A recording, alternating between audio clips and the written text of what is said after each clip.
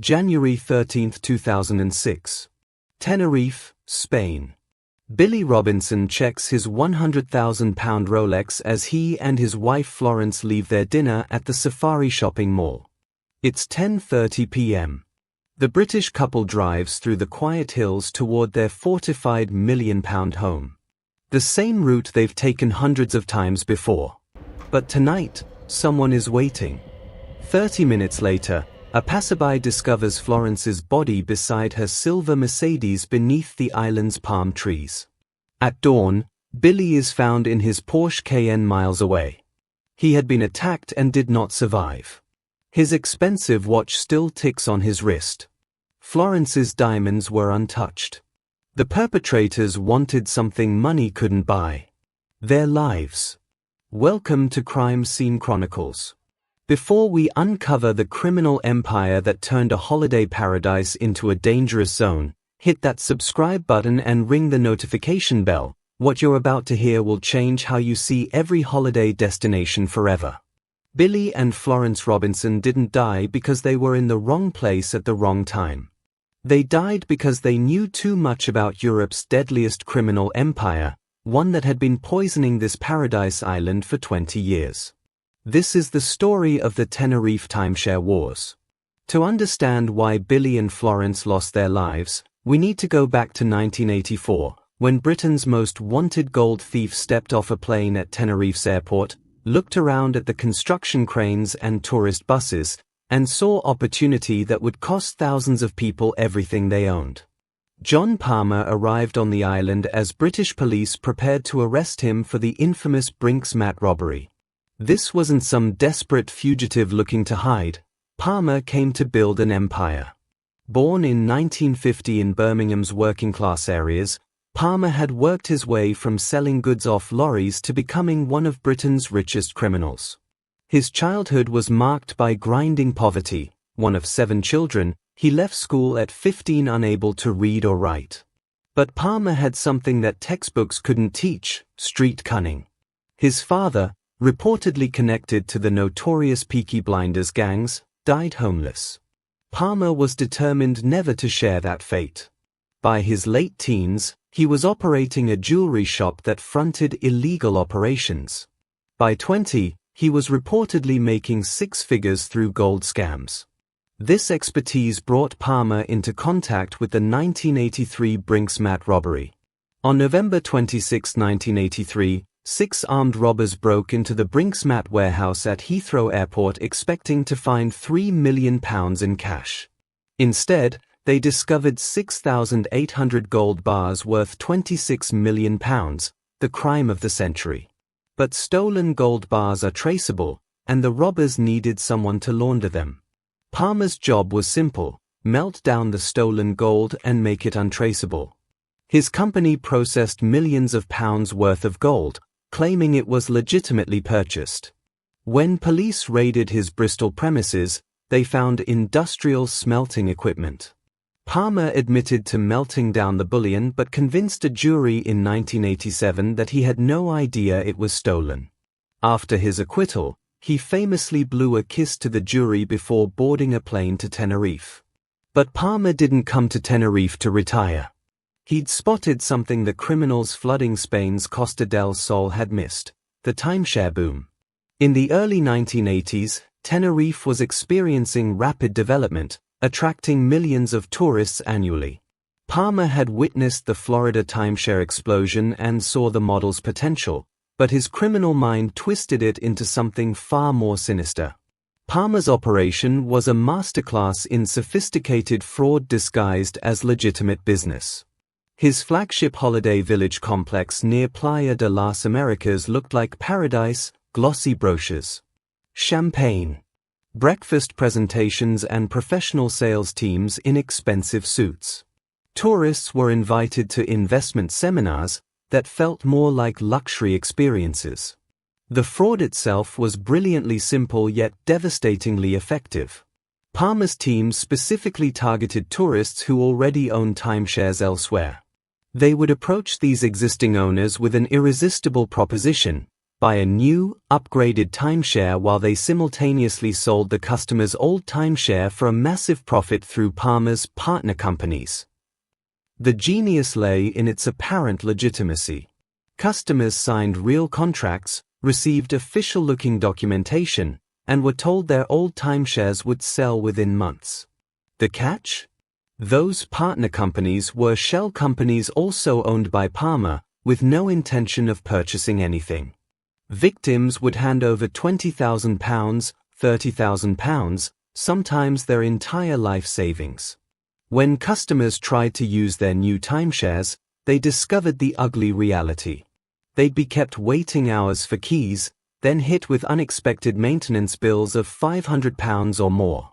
The apartments were often overcrowded, poorly maintained, or sometimes didn't exist at all. Over 20,000 victims across Europe would lose their life savings to Palmer's schemes. When customers complained, they met Palmer's enforcement team, men he called clumpers, a Birmingham slang term for intimidation. Palmer recruited from across Britain, ex-military personnel, bodybuilders, petty criminals from Wolverhampton, Tyneside, Darlington. They came as salesmen but quickly became something else entirely. The line between legitimate business and organized crime didn't just blur, it disappeared completely. These men formed a paramilitary organization that controlled territory through fear, wearing designer tracksuits while carrying serious weapons. In 1985, Palmer met the man who would become his greatest ally and deadliest enemy. Mohamed Durbar was a Lebanese refugee who'd made his way to Sierra Leone during the country's brutal civil war. Born in a small village in southern Lebanon to a truck driver father, Durbar had fled poverty and conflict, determined to build a better life. When Palmer arrived in West Africa exploring gold and diamond routes, Durbar was assigned as his bodyguard. Palmer was immediately impressed by Durbar's combination of street intelligence, physical presence, and cultural knowledge. Durbar could navigate complex politics, speak multiple languages, and had an instinctive understanding of violence that Palmer's operation required. Palmer's decision to bring Durbar back to Tenerife changed everything. With Durbar as his head of security, Palmer's empire exploded beyond simple timeshare fraud. By 1986, they were laundering money through local banks, establishing connections with Colombian cartels, and flooding the island's party scene with illegal substances. Tenerife earned a new nickname, the White Island, not for its beaches, but for the substances being trafficked. Durbar assembled a formidable international team of enforcers. He brought his brothers to Tenerife and established connections with Middle Eastern and Eastern European criminal organizations. These weren't just security guards, they formed a paramilitary unit that operated with military precision, using sophisticated surveillance techniques and maintaining safe houses across the island. By the 1990s, Durbar was no longer just an enforcer. He was building his own power base, backed by serious figures from Russia and the Middle East. The collapse of the Soviet Union had created opportunities for ambitious criminals, and Durbar positioned himself as a bridge between traditional Middle Eastern networks and emerging Eastern European operations. A Cold War began between Palmer and his protégé, fought through proxies rather than direct confrontation. Territory became contested, revenue streams were disputed, and loyalty became questionable. The violence escalated throughout the decade, but it was carefully orchestrated to avoid attracting too much official attention. Among those caught in this escalating conflict was Andrew Winder, a bodybuilder from Darlington who'd become head of security for hundreds of apartments across Tenerife. In 1993, Winder was found deceased in an apartment in Los Cristianos after a violent confrontation. Richard Challoner, a former rugby player who worked for Winder, later claimed self-defense from his prison cell, but friends of Winder called him a big friendly giant who would help anyone. Winder's death marked a turning point. It exposed the violent reality beneath the timeshare boom and signaled that control of Tenerife's shadow economy was up for grabs. The incident sent shockwaves through the British expat community and marked the beginning of a more brutal phase of conflict. In 2000, these tensions nearly exploded into public view. Dave Courtney, a well-known London criminal figure, was holidaying in Tenerife when he witnessed a brutal attack at Bobby's Bar. A man of Middle Eastern descent was beaten unconscious, and in the confusion, the victim reportedly identified Courtney's group as his attackers, despite Courtney having only met them that night. Word spread through criminal networks with terrifying speed. Within hours, Mohammed Durbar had deployed his enforcement teams to locate Courtney. When they found them back at Bobby's, chaos erupted. One of Courtney's friends suffered serious head injuries, shots were fired, and according to Courtney, they barely escaped with their lives. The message was clear: this wasn't London, and Durbar controlled Tenerife. By 2001, Palmer's empire began to unravel. Spanish investigators weren't buying his claims that he'd sold his timeshare interests. Back in the UK, Palmer was brought to trial, defending himself after dismissing his legal team mid-proceedings. He was found guilty of running the largest recorded timeshare fraud in British legal history, defrauding over 20,000 victims out of £30 million. Palmer was sentenced to 8 years, serving just over half. Though his fortune was once estimated at £300 million, by 2005 he was officially bankrupt with debts of nearly £4 million. But Palmer's fall created a power vacuum that Mohammed Durbar was perfectly positioned to fill. While Palmer served his sentence, Billy and Florence Robinson were building their own empire. They'd worked with Palmer for years before starting Global World Travel, a lifetime holiday scheme they branded as Timelinks. New name, familiar model. They lived well in their £1 million villa, but they also lived cautiously. The house was heavily secured with advanced alarm systems, surveillance cameras, and reinforced barriers. Billy rarely spoke of his past.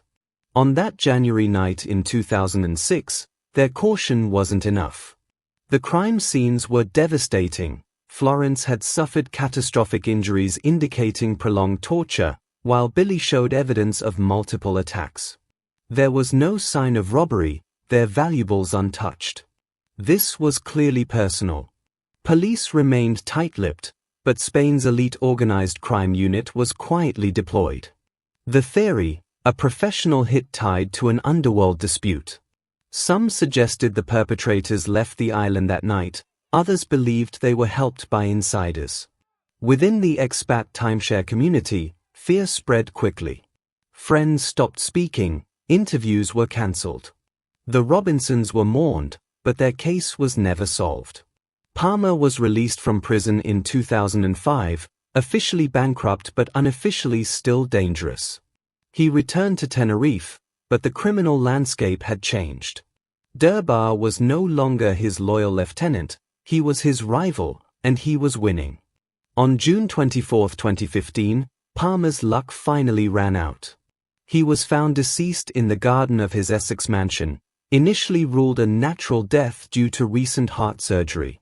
It took 6 days for a post-mortem to reveal the shocking truth: Palmer had been shot 6 times with a silenced weapon. The delay had catastrophic consequences for the investigation, as crucial forensic evidence was lost. The assassination demonstrated professional-level planning.